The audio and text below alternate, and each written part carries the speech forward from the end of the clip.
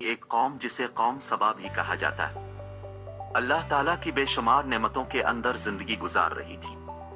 یہ قوم ایک عظیم تہذیب و تمدن کی مالک تھی۔ حضرت داؤد علیہ السلام اور حضرت سلیمان علیہ السلام کی باعظمت حکومتوں کے بعد ان کی حکومت زبان زد خاص و عام تھی۔ کہا جاتا ہے کہ یہ لوگ گندم کے مغز سے آٹا پس کر روٹیاں پکاتے تھے۔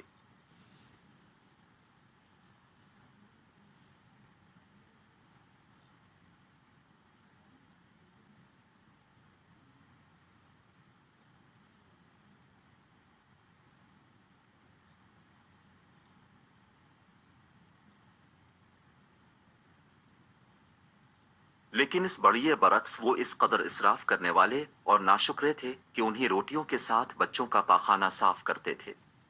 بعد ازاں ان آلودہ روٹیوں کو اکٹھا کرنے سے ایک پہاڑ بن گیا تھا۔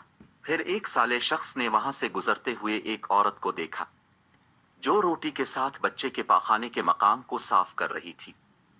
اس شخص نے عورت سے کہا، تیرے اوپر افسوس، خدا سے ڈر، کہیں ایسا نہ ہو کہ خدا تیرے اوپر اپنا غضب ڈھائے اور تجھ سے اپنی نعمت چھین لے۔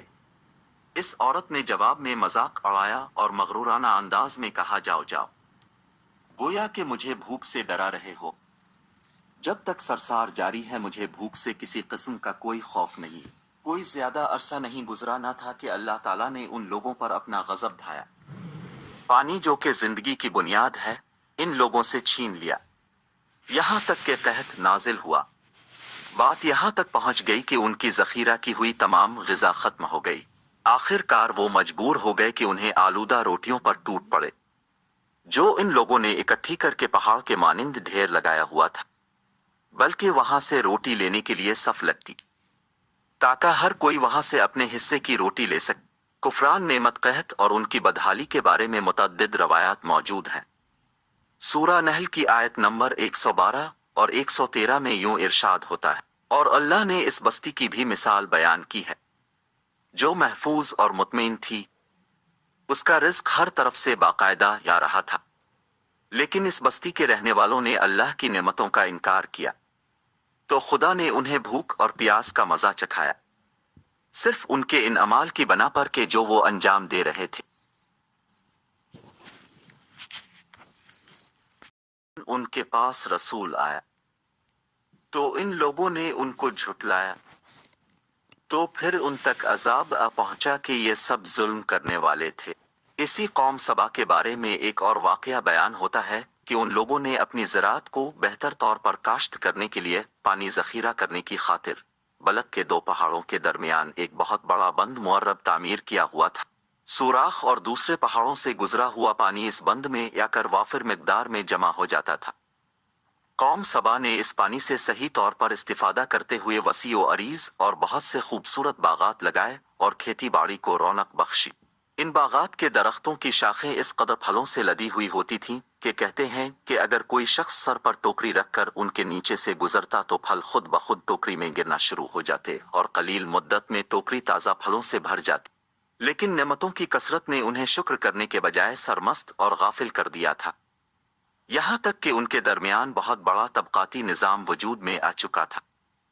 ان میں سے صاحب اقتدار لوگوں نے کمزوروں اور ضعیفوں کا خون چوسنا شروع کر رکھا، یہاں تک کہ ان لوگوں نے خدا سے ایک احمقانہ التماس کیا جس کا ذکر سورہ سبا کی آیت نمبر 19 میں ملتا۔ انہوں نے کہا، خدایا ہمارے سفروں کے درمیان فاصلہ زیادہ کر دے۔ انہوں نے اللہ تعالیٰ سے یہ التماس اس لیے کیا تاکہ غریبوں بے نوا لوگوں، عمرہ اور ثروت مند ان کے ہمراہ سفر نہ کرے۔ ان کی خواہش یہ تھی کہ آبادیوں کے درمیان خشکی ہو اور فاصلہ بہت زیادہ ہو تاکہ تہی دست اور کم آمدنی والے لوگ ان کی طرح سفر نہ کر سکیں۔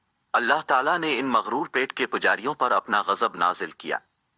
بعض روایتوں کے مطابق ان مغرور لوگوں کی آنکھوں سے دور صحرائی چوہوں نے معرب نامی بند کی دیواروں پر حملہ کر کے انہیں اندر سے کھوکھلا کر دیا۔ ادھر سے بارشیں زیادہ ہوئیں جن کی وجہ سے سیلاب آ گیا اور اس بند میں پانی بہت زیادہ اکٹھا ہو گیا۔ اچانک بند کی دیواریں ٹوٹیں، اس سے ایک بہت بڑا سیلاب آیا جس میں تمام دیہات، آبادیاں، مال مویشی و باغات، کھیتیاں، ان کے محل اور گھر پانی میں غرق ہو کر نابود ہو گئے۔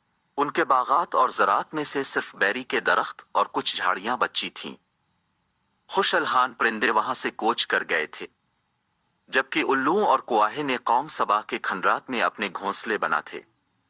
اس بات کا ذکر سورہ سبا کی آیت نمبر 15 اور 16 میں ملتا ہے، اور آخر میں سورہ سبا کی آیت نمبر 17 میں قرآن کریم میں اس واقعے کا یوں نتیجہ نکالا: یہ ہم نے ان کی ناشکری کی سزا دی ہے اور ہم ناشکروں کے علاوہ کسی کو سزا نہیں دیتے ہیں۔